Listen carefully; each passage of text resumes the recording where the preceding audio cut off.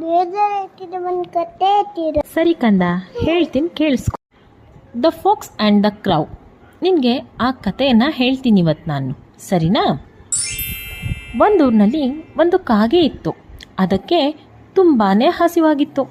ಎಲ್ಲಾದರೂ ಊಟ ಸಿಗುತ್ತಾ ಅಂತ ಹುಡುಕ್ತಾ ಇತ್ತು. ಅದಕ್ಕೆ ಹಾಗೇ ಹುಡುಕ್ತಾ ಇರಬೇಕಾದ್ರೆ ಅಲ್ಲೇ ಒಂದು ಮನೆ ಕೂಡ ಕಾಣಿಸ್ತು.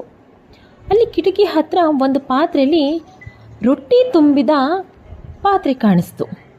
ಆ ಕಾಗೆಗೆ ತುಂಬ ಖುಷಿಯಾಗಿ ಆ ಕಿಟಕಿ ಹತ್ರ ಹೋಗಿ ಒಂದು ರೊಟ್ಟಿ ಪೀಸ್ನ ಬಾಯಿನಲ್ಲಿ ಕಚ್ಕೊಂಡು ಅದು ಪುರ್ರ್ ಅಂತ ಹಾರಿ ಹೋಯಿತು.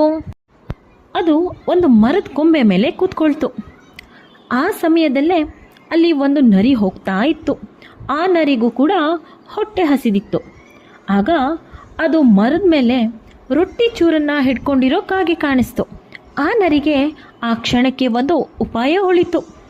ನರಿ ಕಾಗೆ ಹತ್ರ ಹೋಗಿ, ಕಾಗೆ, ನೀನು ನೋಡೋಕ್ಕೆ ತುಂಬಾ ಸುಂದರವಾಗಿದ್ದೀಯಾ, ನಿನ್ನ ಕಂಠ ಕೂಡ ತುಂಬ ಸುಂದರವಾಗಿದೆ, ನೀನು ಎಷ್ಟೊಂದು ಸುಂದರವಾಗಿದ್ದೀಯಾ, ನೀನು ಗರಿ ಬಿಚ್ಚಿ ಒಂದು ಹಾಡನ್ನು ಯಾಕೆ ಹೇಳಬಾರ್ದು ಅಂತ ಹೇಳ್ತು.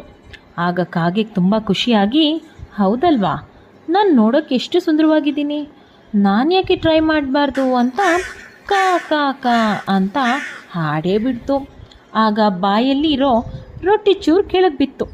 ಅದನ್ನು ನರಿ ಎತ್ಕೊಂಡು, ನೋಡು ಕಾಗೆ, ನನಗೆ ಇವಾಗ ನಿನ್ನ ಹಾಡನ್ನು ಕೇಳೋದಕ್ಕೆ ಟೈಮ್ ಇಲ್ಲ, ಇನ್ನೊಂದು ಸಲ ಬರ್ತೀನಿ ಆಗ ಹೇಳುವಂತೆ ಅಂತ ಜೋರಾಗಿ ನಕ್ಕಿ ಆ ರೊಟ್ಟಿ ಪೀಸ್ನ ತಗೊಂಡು ಓಡಿ ಹೋಯಿತು.